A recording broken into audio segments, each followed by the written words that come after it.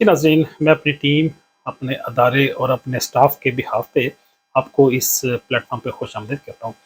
नाज़रीन, जो टूल है और जो हथियार है, इसकी किसी भी प्रोफ़ेशन में बहुत ज़्यादा वैल्यू है। अगर हथियार या टूल आपके पास एडवांस हैं, लेटेस्ट हैं, उसके यूज़ करने के हवाले से आपके पास एक्सपर्टीज़ है, आप उसमें माहिर हैं, तो फिर आप अपने प्रोफ़ेशन में अपने काम को परफ़ेक्ट अंदाज़ में अंजाम दे सकते हैं या अपनी जो रिस्पॉन्सिबिलिटी है उसको बेस्ट पॉसिबल मैनर में परफ़ॉर्म करेंगे। असल में हेल्थ केयर प्रोफ़ेशन में या मेडिकल साइंस में जो मेडिसिन है, इसका बड़ा बुनियादी रोल है। जो मेडिसिन है इसी की बुनियाद पे ही हम सिम्पटम की डिज़ीज़ की ट्रीटमेंट करते हैं। अगर अगर मेडिसिन ठीक होगी, अगर वो एक्सपायर नहीं होगी, अगर वो अपनी प्रॉपर साइंटिफिक और टेक्निकल शेप और फॉर्म में होगी और वो पेशेंट ने प्रॉपर इनटेक की और उसकी बॉडी में जो रिक्वायर्ड कंसंट्रेशन में मेंटेन होगी तो अपना इफेक्ट ज़रूर प्रोड्यूस करती है। उसके थेरापेटिकल इफेक्ट को अश्योर करने के लिए अगर हम उसका डोज प्रोटोकॉल डिज़ाइन करते हैं। डोज प्रोटोकॉल मीन जो सुबह दोपहर शाम है, बीडीएस, टीडीएस या उसकी doses form tablet, syrup, injectable. फिर क्योंकि ये फिजिशियन का काम है, उसकी रिस्पॉन्सिबिलिटी है कि वो डोज को एडजस्ट करे बच्चों के लिए, वीमेंस के लिए, और जो मोटे लोग हैं, ओबेसिटी के हवाले से जो ओवरवेट हैं, उनकी डोज और उनका प्रोटोकॉल डिफरेंट होगा। लेकिन बहरहाल जो बात आपके सामने मैं करना चाह रहा हूँ वो ये है कि मेडिसिन का, ड्रग का बड़ा बुनियादी रोल है हेल्थ हेल्थ केयर प्रोफेशन में, ट्रीटमेंट में, बीमारियों को ख़त्म करने में। लेकिन हमें ये डिज़ीज़ की फ़िलासफ़ी को और इसकी नेचर को और इसके सोर्स को और इसके करैक्टरिस्टिक को अगर हम अंडरस्टैंड कर लें, तो मैं समझता हूँ कि शायद हमने 50% तक अपनी ट्रीटमेंट कर ली, चीज़ों को अपने कंट्रोल और अपने हाथ में कर लिया।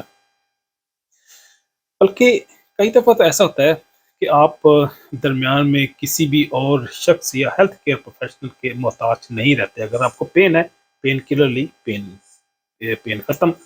बुखार है, एंटीपायरेटिक ली, पैरासिटामोल ली, तो बुखार ख़त्म। लेकिन ये पेन और ये फ़ीवर, ये क्योंकि इंडिकेशन है, ये सिम्पटम हैं। सिम्पटम किस चीज़ के? किसी न किसी डिज़ीज़ के।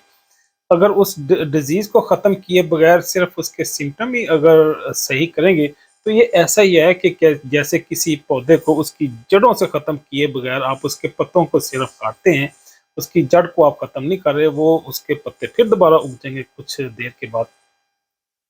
तो यहाँ पे भी ऐसा है कि हम जो डिजीज है उसको जड़ से खत्म करना होता है, उसकी रीजन को रिमूव करना होता है।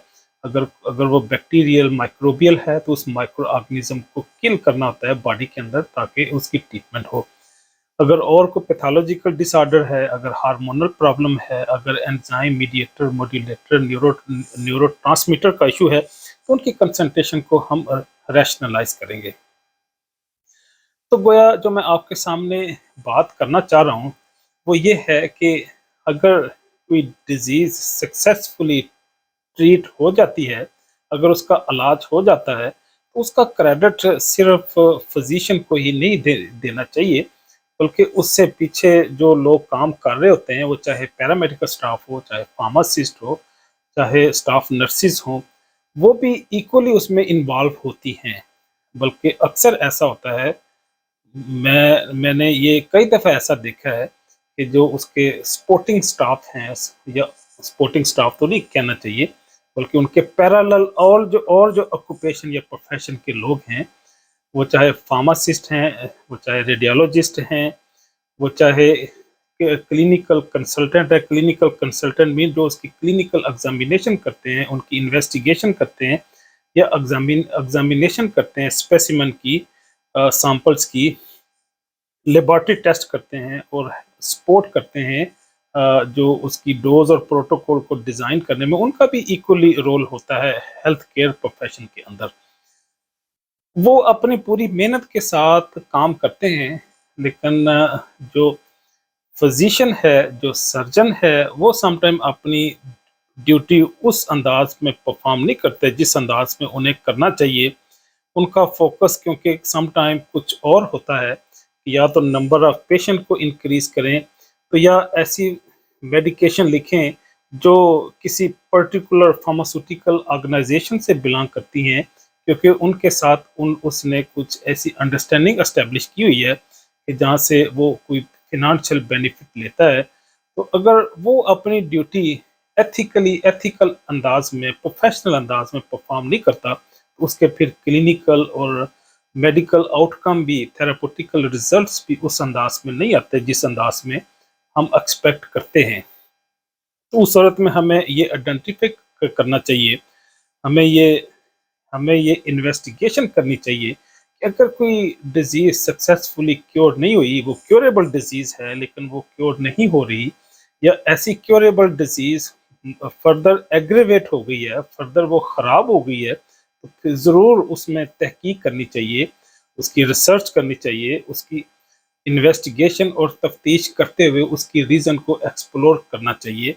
इससे ना सिर्फ सिस्टम ठीक होगा, ना सिर्फ हेल्थ केयर प्रोफेशनल वो अलर्ट होंगे, बल्कि मरीज़ की और कई सारे और इंसानों की जानों को हम बचा सकते हैं।